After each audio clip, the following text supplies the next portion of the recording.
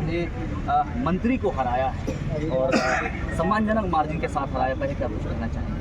जी, डुमरी की देवतुल्य जनता का आभार, अभिनंदन के तमाम विश्वास जो उन्होंने जताया है उसके लिए उनका बहुत ही धन्यवाद। और अभी देखा जा रहा है कि लगातार जो इंडिया महागठबंधन है उनमें उथल पुथल जारी है। अभी तक मंत्रालय वगैरह जो भी एलोकेट नहीं हुआ है, तो इसमें आपका क्या भूमिका होगा? कि हम तो एक सीट लेके आए हैं, विशेष भूमिका हमारी नहीं रहेगी। हमारी भूमिका अब रहेगी कि राज्य के जो मुद्दे हैं उनको हम पटल में कैसे रखते हैं, राज्य के मुद्दों को हम पूरे देश से, पूरे राज्य से परिचित कैसे करवाते हैं, लोग कैसे उस मुद्दों को जानेंगे और उनका समाधान की दिशा में जो व्यवस्था है वो आगे बढ़ेगी। तो हमारा वो रोल रहेगा कि हमें राज्य के मुद्दों को वहाँ लेके जाना है। कि अब सत्ता पक्ष की बात कीजिए, विपक्ष की बात कीजिए, हमारी उपस्थिति अब यही रहेगी कि राज्य के युवाओं के हौसलों को बुलंद करना, राज्य के शोषित वंचित जो लोग हैं उनके हौसलों को बुलंद करना, यही हमारी प्राथमिकता रहेगी। देखा जाए तो राज्य की जनता की नज़र, भले ही आप या इंडिया या थर्ड, मैं तीसरा ही रहेगा हमारा। हम तो इसे जो जनादेश मिला है उसी के आधार पर चलेंगे। राज्य के लोगों का उम्मीद भी है कि हम सरल विधायक हैं।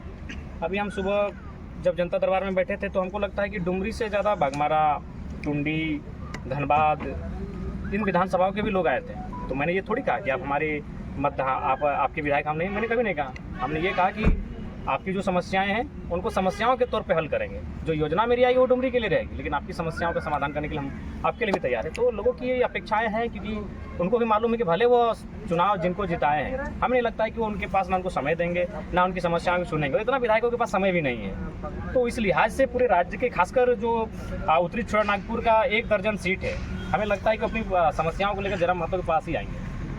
विधानसभा में किन किन मुद्दों को आप प्राथमिकता के तौर पर उठाना चाहेंगे? मुद्दे अभी युवाओं के मुद्दे हैं, युवाओं के नियोजन से संबंधित, रोजगार से संबंधित, परीक्षाओं से संबंधित, बहालियों से संबंधित, उन मुद्दों पे हमारी प्राथमिकता रहेगी बात को रखने की। स्थानीय मुद्दा, खतियान आधारित स्थान नीति का मुद्दा, वो विषय रहेगा। तमाम झारखंड एक औद्योगिक क्षेत्र में तब्दील हो चुका है। झारखंड एक तमाम तो उन औद्योगिक क्षेत्र में जो विस्थापन की नीतियां हैं, जो पुनर्वास की समस्याएं हैं, उन पर बातचीत होगी। सरकार की तरफ से अगर आपको कुछ सम्मान दिया जाए तो उस पर गौर विचार करेंगे? सरकार तो सम्मान तो देने के लिए तैयार है, सत्ता और विपक्ष। उनको भी मालूम है कि जरा मात्र डायनामाइट है, इसको जिधर जिस पाले में रखेंगे और जिस दिन धमाका करेगा बवाल होगा। तो लेकिन मेरा महत्वाकांक्षा नहीं है कि सत्ता में जाके बैठ जाए।